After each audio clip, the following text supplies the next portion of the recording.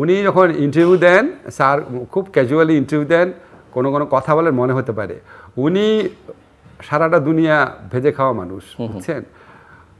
উনার depth of understanding unbelievable. একটা কথা বলবে করবে, উনি সবার সাথে কথা বলে, উনি 4 জন 5 জন 7 জনের সাথে কথা বলে ডিসিশন নেয়। আর সরকারের মধ্যে কে কোন দলের কি প্রভাব আছে ভাই, আপনার আমি শুধু একটা কথা বলি না, কিন্তু সরকারের যা কিছু হচ্ছে সব কি ওনার সব ওনার, যেমন শেখ হাসিনা যেভাবে একেবারে ওসি পর্যন্ত পৌঁছে যেতেন, সেটা আমরা চাই না, না সেটা আমরা কামনা করি, কিন্তু মেজর ডিসিশন সব কি উনি অবহিত ওয়াকিবহাল?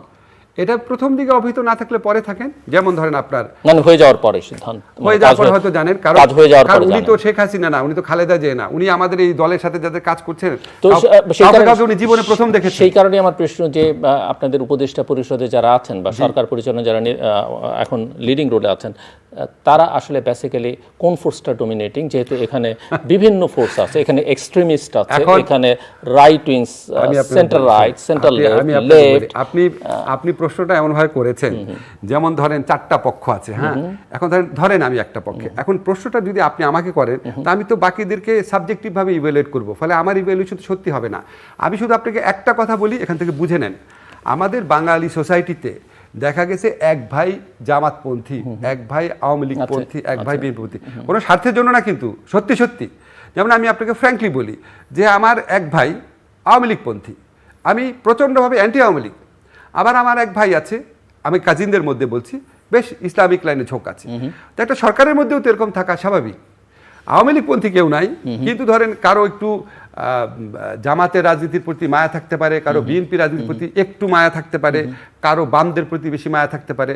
এখন আমি তো সাবজেক্টিভভাবে, আমি তো এগুলি অবজেক্টিভলি পরিমাপ করা যায় না, কিন্তু অ্যাজ এ হোল যখন আমরা একসাথে বসি বা স্যারের বাসায় কয়েকজন মিলে বসি, আমরা চেষ্টা করি যে খুব চেষ্টা করি যখন ডিসকাশনের পর্যায়ে যায় কোনো রকম পার্সিয়ালিটি যেন না হয়।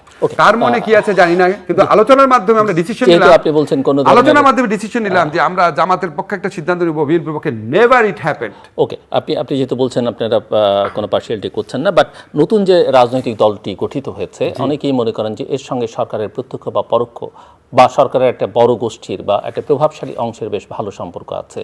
সো মানুষ কিভাবে মনে করে? তাহলে আমি আমাকে দিয়ে বলি আপনাকে, আমার সাথে তো বিএনপির বহু নেতার খুব ভালো সম্পর্ক। না, সেটা থাকতেই পারে, হ্যাঁ থাকতে পারে, সেটা থাকা আর এক ধরনের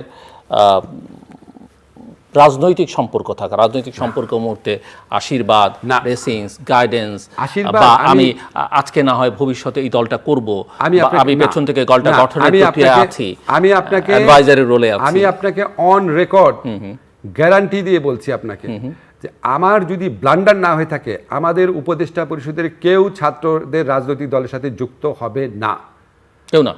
যদি হয় তাহলে আমার সারা জীবনের জাজমেন্ট আমি মনে করব। কেউ যদি না হয় তাহলে আপনি এই ছাত্র সংগঠন, আমি একটু জিল্লুর বলি, এই রাজনৈতিক সংগঠন করবার সময় তারা একটা সার্ভে করেছে, এবং সেই সার্ভে করবার সময় তাদের ফেসবুক পোস্ট থেকে, মানে তারা ফেসবুকে পোস্ট দিয়েছে এই সার্ভে ফর্মটা, এবং যারা দিয়েছেন তাদের মধ্যে এখনো উপদেষ্টা পরিষদের সদস্য আছেন। মানে সার্ভেটা পোস্ট করেছে, হ্যাঁ, যে এটা ভুল করেছেন। আমাদের এই সার্ভে পোস্ট করা উচিত না, যে করেছে আমি জানি না, অবহিত না, এটা করা উচিত না। আমাদের তো ভুল হতে পারে, কিন্তু আমি আপনাকে যে জিনিসটা বলতে চাচ্ছি, ধরেন মায়া ভালোবাসা স্নেহের কথা তো বললেন, আচ্ছা ধরেন আমার সাথে ফখরুল ভাইয়ের যে সম্পর্ক 15টা বছর এই আন্দোলন সংগ্রামে, ফখরুল ভাইয়ের অধিকার আছে আমার ফোন করে একটা রাগারাগি করা। আপনাকে আমি এত বড় কথা বললাম, আন্দোলনকালীন সময়ে বহু গোপন জায়গায় আমি ওনার সাথে দেখা করতাম, একা কথা বলতাম। এখন ফখরুল ভাইয়ের সাথে আমার সম্পর্ক আছে না? এখন এই ছাত্রগুলা জীবন বিপন্ন করে এইরকম একটা মুক্তির স্বাদ আমাদের দিয়েছে, তার প্রতি আমার ভালোবাসা থাকবে না? আমার কাছে যদি ওরা পরামর্শের জন্য আসে, ছাত্ররা কেন, যে কোনো রাজনৈতিক দল যদি পরামর্শের জন্য আসে, অবশ্যই আমি পরামর্শ দিব, অবশ্যই দিব। আন্দোলনকালীন সময় বিএনপির সাথে কথা বললাম, মান্না ভাইয়ের সাথে 100 বার কথা বলতাম, নূরদের সাথে 100 বার কথা বলতাম। এখন ওরা যদি আসে, স্যার আমরা একটা পলিটিক্যাল পার্টি করতে কিভাবে করব, আমি তো ওদের সরাসরি বলি, তোমাদের ফান্ডিংয়ের ব্যাপারটা বাংলাদেশে একটা রেকর্ড করো, প্রকাশ্যে চাঁদানো, যে ভাই আমি এই দলে, আমেরিকায়, ব্রিটেনে, ইউরোপে যেরকম হয় এরকম পরামর্শের বাইরে কিচ্ছু নাই। অন্তর থেকে চাই তারা একটা পরিশুদ্ধ বিকল্প রাজনৈতিক ধারা গড়ে তুলুক, এটার মধ্যে কোনো লুকোচাপা নাই। আমার কথা আমি আপনাকে বলে দিই, আমার যদি বুদ্ধিবৃত্তিক হেল্প লাগে সেটার সাথে আমার সরকারি দায়িত্বের কোনো সম্পর্ক নাই। আমার বুদ্ধিবৃত্তিক হেল্প যদি আজকে জামাতে ইসলামও যদি আইসা বলে ভাই আমরা এই সংস্কারের ব্যাপারে কী সিদ্ধান্ত নেব, আমি বলতে পারি ভাই আমার কাছে মনে হয় আপনারা এটা করলে ভালো। এটার সাথে আমার সরকারি দায়িত্বের সম্পর্ক নেই, কারণ আমার দায়িত্বের এটাতে প্রভাবিত হচ্ছে না। আমি ছাত্রদের কোনো আনডিউ, যেমন আমি আপনাকে বলি আমার এখানে যে কাজ টাজ হয়, আমি আপনাকে গ্যারান্টি দিতে পারি আমি কোনো আনডিউ অ্যাডভান্টেজ দিচ্ছি না বাট এখানে। দ্যাট ইজ এ পারসেপশন যে তারা Perception থাকবে। নানান কিছুর মধ্যে আছে, এবং আপনি ফান্ড রেজিং এর কথা বলছেন, সেটা নিয়েও অনেক রকমের কথা আছে, আমি সেগুলো বলতে চাই না। এবং না না, অনেক রকম কথা থাকতে পারে, কিন্তু আপনাকে তো প্রমাণ দিতে চাল হবে। চলন ভূমিকা না, প্রমাণ তো জিল্লুর, আপনিও তো কোটি কোটি, আপনি ক্যাশিয়ার হয়েছেন না কি? কার না, ক্যাশিয়ার আমি হয়েছেন? হয়েছি, হ্যাঁ। আমি 1000 কোটি টাকার বাট মালিক আমি হয়েছি। পলিটিক্স করি না। না না না, আমরা পলিটিক্স করি না। আমি জিল্লুর, রাষ্ট্রীয় পদ এক্স্যাক্টলি আমরা সরকারি পদে নেই, এবং আমার ওরকম কোনো আমি আর আপনি স্বপ্ন সরকারি ইচ্ছা পদে করবে নাই, না। তারপরে নাকি আমরা 1000 কোটি টাকার মালিক হয়েছি। doesn't matter। সম্পূর্ণ আমি প্রতিবাদও করি না, প্রতিক্রিয়া এক্স্যাক্টলি ব্যক্ত করি ভিত্তিহীন না। কথা। তো ওদের সম্পর্কে যে কথাগুলো বলা হয় এটা ভিত্তিহীন না, আমি বুঝবো কিভাবে? ওদের তো অনেক অনেকে মানে সেটা দৃশ্যমান অনেক কিছু। সবচেয়ে বড় কথা হচ্ছে যে আপনি যেটা কোনটা বলেছেন, দৃশ্যমান? অবশ্যই তাদের প্রতি ওই যে আপনার 100 গাড়ি নিয়ে প্রোগ্রাম যেটা, সবচেয়ে বড় কথা হচ্ছে তাদের সকলের প্রতি আমাদের শ্রদ্ধা, ভালোবাসা, ভালোবাসা, স্নেহ, হ্যাঁ, মায়া, শুভেচ্ছা, মমতা হ্যাঁ, সবটাই আছে। কিন্তু 71-কে যেভাবে আওয়ামী লীগ ব্যক্তিকরণ, পারিবারিকীকরণ, দলীয়করণ করেছে, এই পুরো আন্দোলনটাকে বড় হয় না যে কয়েকজন মাত্র গুটি কয়েক তারা তাদের করে ফেলেছে। ইভেন আমরা যখন বলছি যে ছাত্ররা তারা কি সারা দেশের 3 কোটি ছাত্রের প্রতিনিধিত্ব করে, কিংবা তারা কি বৈষম্যবিরোধী ছাত্র আন্দোলনের সকলের প্রতিনিধিত্ব করে? সকল সমন্বয় কি এখন একসঙ্গে আছে? প্রাইভেট ইউনিভার্সিটিগুলো আছে তাদের সঙ্গে, মেয়েরা তাদের সঙ্গে সবাইকে আছে। জি জি, মাদ্রাসা আছে নাকি সন্দেহ আছে। আপনি এই প্রশ্ন তুলতে পারেন জিল্লুর, এটা তুলতে পারেন, ভ্যালিড প্রশ্ন সমাজে থাকা উচিত। আমি আপনাকে একটা জিনিস বলি, আমরা শেখ হাসিনার আমলে 2টা জিনিস খুব ঘৃণা করতাম। একটা হচ্ছে মালিকানার রাজনীতি, যে বাংলাদেশের স্বাধীনতা সংগ্রাম তাদের পৈতৃক সম্পত্তি, এটা ছিল জনযুদ্ধ, কিন্তু এটা বানায় ফেলছে শেখ পরিবারের যুদ্ধ। যদিও শেখ পরিবার কেউ যুদ্ধে অংশ নিচ্ছে নাকি, মানে শেখ কামালও সরাসরি যুদ্ধে অংশ নিচ্ছে নাকি, এটা প্রশ্ন থাকতে পারে। আরেকটা হচ্ছে ট্যাগ দেওয়ার রাজনীতি। এখন ধরেন এই মালিকানার রাজনীতি, ট্যাগ দেওয়ার রাজনীতি, এটা ছাত্র সংগঠনের কারো কারোর মধ্যে আছে নাকি এই প্রশ্ন আপনি তুলতে পারেন। একই সাথে সাথে রাজনৈতিক দলগুলোর মধ্যেও কারো কারো আছে নাকি আপনি তুলতে পারেন। মানে বিএনপি জামাতের মধ্যেও এই প্রবণতা আছে নাকি এটা আপনি তুলতে পারেন। এখন ধরেন আমরা ছাত্রদেরকে বেশি ভালোবাসি, বেশি স্নেহ করি, আমরা ওদের থেকে খুব পারফেক্ট আচরণ আশা করি। কিন্তু জিল্লুর একটা জিনিস খেয়াল করে দেখেন, আপনার যখন 25-26 বছর ছিল, কত ভুল আমরা করতাম না? আপনি হয়তো করতেন না, আমি করতাম, আরো বেশি ভুল করতাম। তো ওরা তো একটা প্রক্রিয়ার মধ্যে দিয়ে আসছে, শিখছে, জানার চেষ্টা করছে। আজকে আপনি দেখেন সার্জিস যে 100টা গাড়ি নিয়ে মিছিল প্রোগ্রামটা করেছে, তাসনিম যারা প্রশ্ন তুলেছে ফেসবুক এটা নিয়ে, সার্জিস তুমি ব্যাখ্যা করো, এই চর্চা কি আমাদের প্রচলিত রাজনৈতিক দলে ছিল জিল্লুর? ছিল না তো।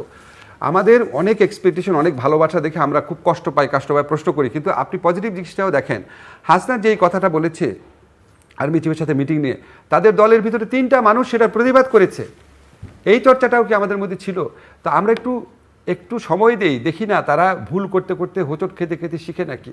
তবে আপনার সাথে আমি একটা একমত, এই যে আপনার মালিকানা রাজনীতি শুরু, কোনো লেখকেরও দেখবেন মানে এমনভাবে লিখে, মানে আমি গণ অভ্যুত্থানে যতগুলা লেখাটেখা পড়লাম, ইনক্লুডিং আসিফ মাহমুদের বই, ঢাকা বিশ্ববিদ্যালয়ের শিক্ষকরা, জাহাঙ্গীরনগরের বিশ্ববিদ্যালয়ের শিক্ষকরা, বিভিন্ন বিশ্ববিদ্যালয়ের শিক্ষকরা যে অসীম রোল রেখেছিল, যেভাবে রাস্তায় আমরা দরবারের দিন আমরা রাস্তায় থেকেছি রীতিমতো, উল্লেখও নাই।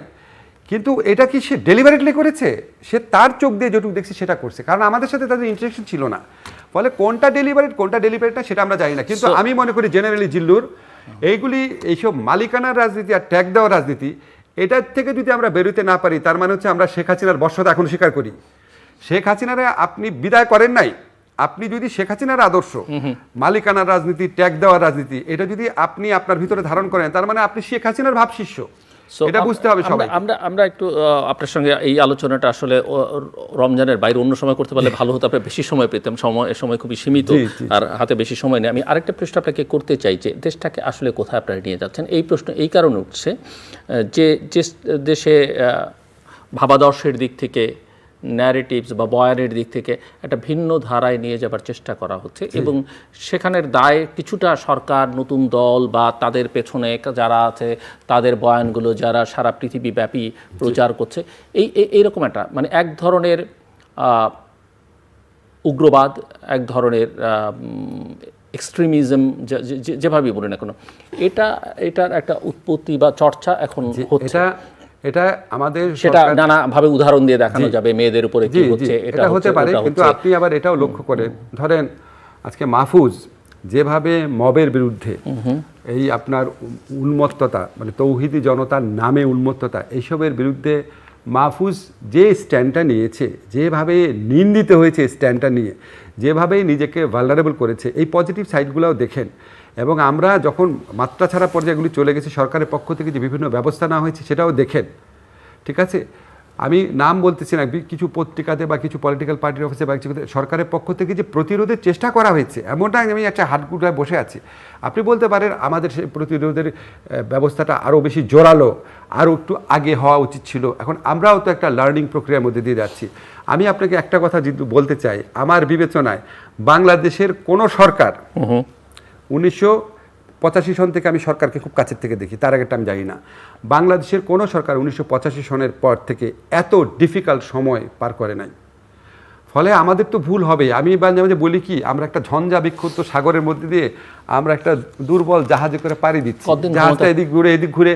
কিন্তু জাহাজটাকে সঠিক রাখার জন্য জাহাজের যে ক্যাপ্টেন আছেন আমাদের ডক্টর মোহাম্মদ ইউনূস, উনি প্রাণান্তকর চেষ্টা করেন। উনি এই বয়সে যেই পরিশ্রম করেন, আপনি একটা জিনিস খেয়াল করেন জিল্লুর, বাংলাদেশের গায়ে যদি মৌলবাদ বা উগ্রবাদের তকমা লাগে, সবচেয়ে বেশি রেপুটেশন ক্ষতি কার হবে? ওনার হবে, ডক্টর ইউনূসের হবে। আপনি কি মনে করেন দেশও ক্ষতিগ্রস্ত হবে? কিন্তু দেশ তো হবে, আমি বলি ইন্ডিভিজুয়ালি। আপনি কি মনে করেন এটা উনি বুঝে না? আর এই তকমা লাগলে আমাদের অনেকের ক্ষতি হবে না? কারণ আমরা তো এইরকম তকমার পক্ষে কোনোদিন কথা বলি নাই। আমরা দুঃশাসনের বিরুদ্ধে, ফ্যাসিজমের বিরুদ্ধে কথা বলেছি, কিন্তু আমরা তো উগ্রবাদ পক্ষে কথা বলি না। তো আমাদের একটা সময়, সামনের বছর এরকম সময় হয়তো দেখা যাবে আমি আপনার কাছে আসতেছি আসিফ নজরুল হিসাবে।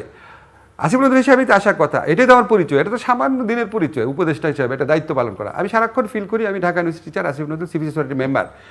আমার তো আপনার সামনে এসে দাঁড়াইতে হবে, মুখ দেখাইতে হবে। হয়তো কেন, মানে কতদিন ক্ষমতায় থাকতে চান আপনারা? আমি আপনারা ব্যক্তিগতভাবে আপনি যদি বলেন যত তাড়াতাড়ি চলে যেতে পারি ভালো। আর আমাদের যেটা আছে, আমাদের তো একটা টাইম লাইনও দেওয়া আছে, ডিসেম্বর থেকে জুন। কিন্তু আপনি আবার মাঝখানে খেয়াল করেন এর মধ্যে রোজা আছে, বন্যা আছে। তো হয়তো একটা চেষ্টা থাকবে সামনের বছর রোজা বন্যা এগুলির আগে ইলেকশন করার চেষ্টাই থাকবে। আমার ব্যক্তিগত বিশ্বাস, সেন্সিবলি দেখলে এটাই হওয়ার কথা। এবং আপনি একটা দিয়েছে, আমাদের আসিফ মাহমুদ কিন্তু একটা স্ট্যাটাস দিয়েছে, খুব স্ট্রংলি সে বলেছে, কিন্তু আপনি খেয়াল করেছেন যে ডিসেম্বর থেকে ফেব্রুয়ারির মাঝামাঝির মধ্যে ইলেকশন হবে, ও খুব বেশ জোর দিয়ে বলেছে। এখন আমাদের এই ধারণা, আমাদের কিন্তু সিদ্ধান্ত হয়নি, আপনাকে ক্লিয়ার করি। এই কথা বলার অধিকারই আমার নাই কবে ইলেকশন হবে, কারণ এটা উপদেষ্টা পরিষদের মিটিংয়ে আলোচিত হবে। বাট আমরা হয় না, আপনি একটা ফ্যামিলির মধ্যে থাকলে ভাইবটা ধরতে পারেন। তো আসিফ ওই ভাইবটা ধরতে পেরে যে কথাটা বলেছে, আমারও মাঝে মাঝে তাই মনে হয় যে ডিসেম্বর থেকে ফেব্রুয়ারি মাঝামাঝি সময়ের মধ্যে খুব সম্ভব। বাট আবার আসিফ আগে বলছেন যে স্থানীয় সরকার নির্বাচন আগে হতে হবে, সেটাও তিনি বলছেন উপদেষ্টা। এখন আমি আপনাকে বলি, এটা আমার মনে হয় ভাই। আবার তারাই বলছেন, এই ছাত্রদের এই একটা অংশ বলছেন যে শেখ হাসিনার বিচার, ফাঁসি এগুলোর আগে নির্বাচন হবে না। আপনি তো আইনমন্ত্রী, বিচারিক এগুলি পলিটিক্যাল রেটোরিক থাকে, পলিটিক্যাল ক্যাপিটাল থাকে, পলিটিক্যাল স্ট্র্যাটেজি থাকে, অনেক কিছু থাকে।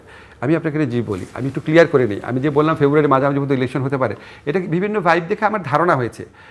I am nobody to specify the date, আমি নোবডি। এটা স্যার যেটা বলেছে এটাই অফিসিয়ালি ডিসেম্বর থেকে জুনের মধ্যে উপদেষ্টা কাউন্সিলের মিটিংয়ে স্যারের নেতৃত্বে ডিসিশন হবে। কোনো ডিসিশন হয় নাই, কোনো আলোচনা হয়নি এটা নিয়ে। স্যার যে টাইম লাইনটা দিয়েছে সেটাই আমরা বিশ্বাস করি। এখন আমাদের বিভিন্ন জনের বিভিন্ন ভাইব দেখে ধারণা হয় এরকম। তো আমার কাছে মনে হয় যে মানে এই সময়কার ক্ষমতা, এটা কোনো ক্ষমতা না, এটা হচ্ছে দায়িত্ব, সম্পূর্ণভাবে দায়িত্ব। আমি আপনাকে প্রোগ্রাম শুরু হওয়ার আগে একটা কথা বলেছিলাম না, আই মিন ইট। এই সরকারে যদি আমাকে উইথ হাইন্ডসাইট আপনি যদি বলেন, আমি টাইম লাইনে করে ফিরে গিয়ে আমি গত বছর জুলাই মাসে আপনি আমাকে জিজ্ঞেস করলে যে ঠিক এরকম একটা জীবন হবে আপনার, আপনি কি সরকারে থাকতে চাবেন? অবশ্যই চাবো না, অবশ্যই চাবো না। 3 বার বললাম অবশ্যই চাবো না। যদি সময়ের টাইম লাইনে করে আমি জুলাইতে ফেরত যেতে পারতাম। আমি একটা লাইনে আপনাকে বলি, জুলাইয়ের আগে আমার যে জীবন ছিল শেখ হাসিনার ফ্যাসিস্ট আমলেই খালি মানুষের কাজে সমালোচনা করতাম, দোষ ধরতাম, আর মানুষ পাগলের মতো আমাকে ভালোবাসতো। আমি বোধহয় বাংলাদেশের সবচেয়ে লাভড মানুষদের একজন ছিলাম না জিল্লুর? আর এখন সারা দিন কাজ করি, শুক্রবার শনিবার রাত 2টা পর্যন্ত কাজ করতে হয় মাঝে মাঝে। এখন কাজের চাপ একটু কমেছে। সারা দিন কাজ করি আর সারা দিন মানুষের কাছে বকা খাই, এটা কেন হয়েছে, ওটা কেন হয়েছে, এটা কেন হয়েছে। So which life I am enjoying more? হ্যাঁ, শেখ হাসিনার আমলে মনের মধ্যে শান্তি ছিল না, যে একটা ফ্যাসিস্টের দাস হয়ে আছি। এখন মনের শান্তিটা আছে, অন্তত ফ্যাসিস্টের দাস নাই, সেদিক দিয়ে ভালো আছি। But apart from this thing, সমস্ত দিক থেকেই আমাদের খুব মানে আনন্দে থাকার এবং এই জীবনটা আরো অনেক দীর্ঘায়িত হোক এটা ভাবার কোনো কারণ নাই। সো আমরা একেবারে শেষ প্রান্তে জাস্ট মানে অন্তত আমার কথা আপনাকে আমি বলতেছি, সবার কথা বলার অধিকার আমার না। আই ডু আন্ডারস্ট্যান্ড 30 সেকেন্ড বা 60 সেকেন্ডস যদি আপনি বলেন যে কোন পরিচয়ে আপনি কি মনে করছেন, কোন পরিচয় আসলে শেষ পর্যন্ত বিদায় নিতে হবে সরকার থেকে, বা সরকারি দায়িত্ব শেষ করবেন শেষ পর্যন্ত আপনি, আপনার সহকর্মীরা, ইনক্লুডিং প্রফেসর মোহাম্মদ ইউনূস? আমাদের শেষ পর্যন্ত সময়ের বিচারে আমাদেরকে মানুষ ভালোবাসবে, মানুষ আমাদের প্রতি সহানুভূতিশীল হবে।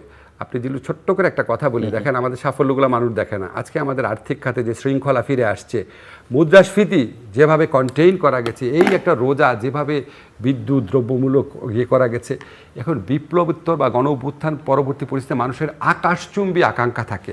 কিন্তু মানুষ যখন আমরা 5 বছর 10 বছর পরে যখন বিচার করবে, আমার ধারণা মানুষ আমাদের প্রতি এত খুশি থাকবে না।